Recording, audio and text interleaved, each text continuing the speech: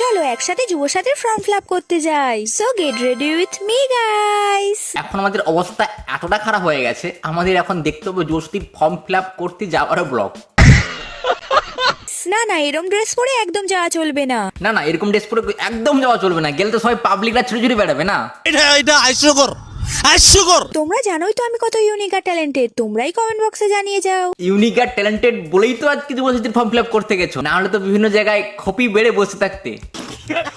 তো আজ আমি পরবো এই স্লিভলেস ট্যাঙ্ক টপটা। বলো তো কমেন্টে এটা পরে আমাকে কেমন লাগবে। কেমন কি লাগবে বলতে পারছি না, কিন্তু খারাপ লাগবে না এইটুকু বলতে পারি। যতজন ছেলে ওখানে যুবসাথীর ফর্ম ফিল আপ করতে যাবে শুধু তোমার দিকেই দেখবে, ফর্ম ফিল আপ বাদ দিয়ে শুধু তোমার দিকেই তাকিয়ে থাকবে। যুব সাথী বলে কথা, লাইন তো অনেক পড়বে, তাই আমি ভাবলাম কমফোর্টেবল পরে কিছু যাওয়া যাক। আর এর সাথে পরবো আমি এই ছাই কালারের জিন্সটা। তবে আমি বুঝতেই পারছি না এই জিন্সটা এই ড্রেসটার সাথে মানাবে কিনা। তাহলে তোমরাই কমেন্ট বক্সে বলো তো এটা পরে আমাকে কি ভালো লাগছে। প্রথমেই তো বলেছি ভালো না লাগলে হয়, তুমি যুবসাথীর ফর্ম ফিল আপ করতে যাচ্ছ আর এত সুন্দর ড্রেস পরেছো, ভালো তো লাগতেই হবে।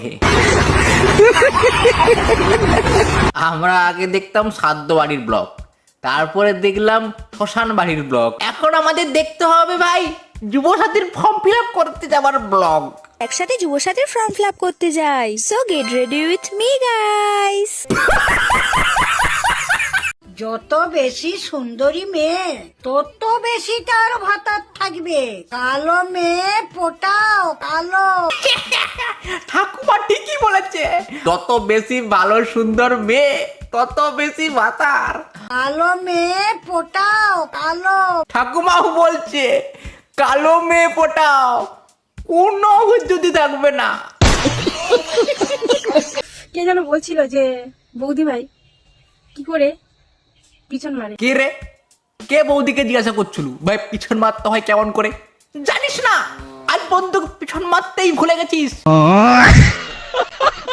এই যে আমি দেখিয়ে দিচ্ছি, এইভাবে পোঁতটা ঘুরে দিবে, এরকম এরকম করে মারবি, এরকম এরকম করে মারবি।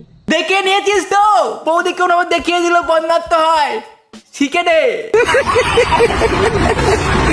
এটাই লাস্ট বার, দ্বিতীয়বার যদি জিজ্ঞাসা করেছিস বৌদি আর দেখাবে না, দেখে নে ভালো করে।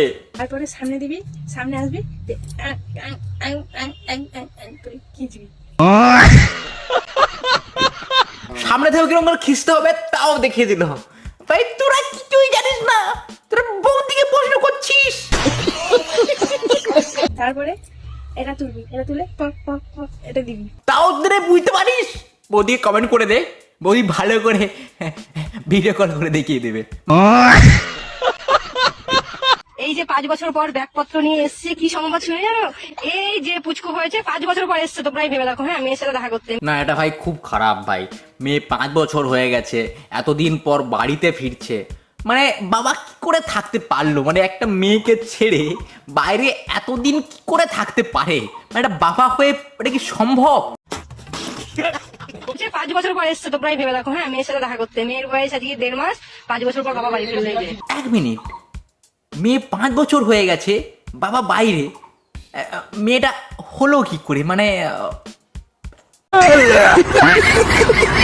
চলুন আজকে ভিডিও কেমন লেগেছে কমেন্ট করে জানান, আর ভালো লাগলে লাইক কমেন্ট চ্যানেলটি সাবস্ক্রাইব করে দেবেন, আর এরকম ভাবে আমার পাশে থাকবেন।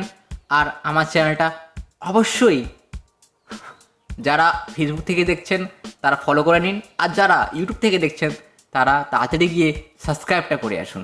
আজকের মতন টাটা, আবার দেখা হবে নেক্সট কোনো ভিডিওতে।